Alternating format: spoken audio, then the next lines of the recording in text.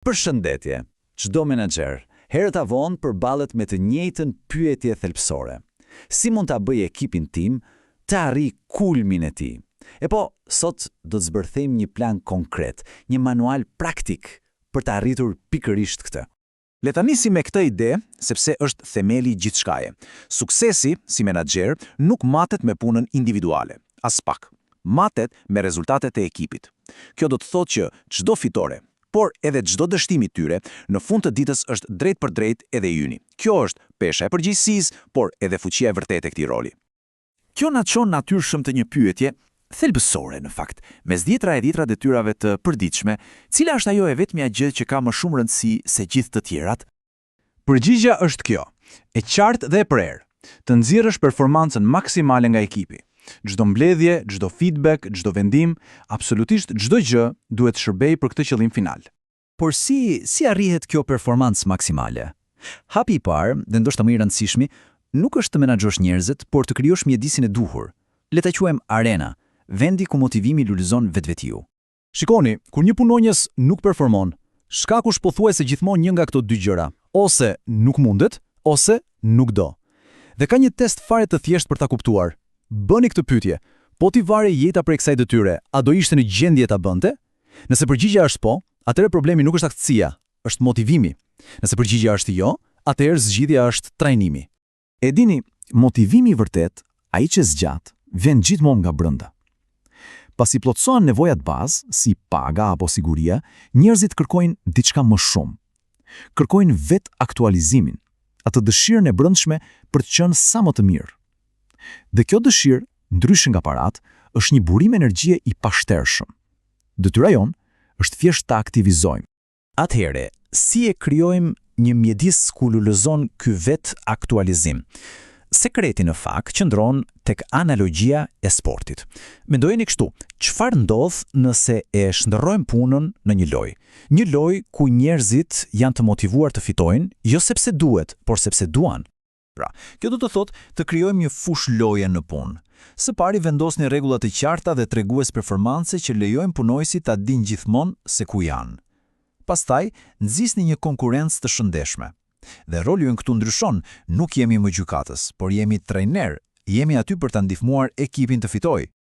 Mirë, e krijuam arenën, por si trajner, e dim që nuk mund të përdorim të njëjtën strategji për çdo lojtar. Duhet të zgjedhim lëvizjen e duhur në momentin e duhur. Këtu në lojë një koncept absolutisht kyç, pjekuria e lidhur me detyrën ose shkurt TRM. Po çfarë është saktësisht kjo pjekuri e lidhur me detyrën? Mendojeni si nivelin e gatishmërisë dhe aftësisë së një personi për një detyrë specifike. Dhe fjalën specifike e theksoj, sepse është shumë e rëndësishme. Një ekspert në një fushë mund të jetë një fillestar total në një tjetër.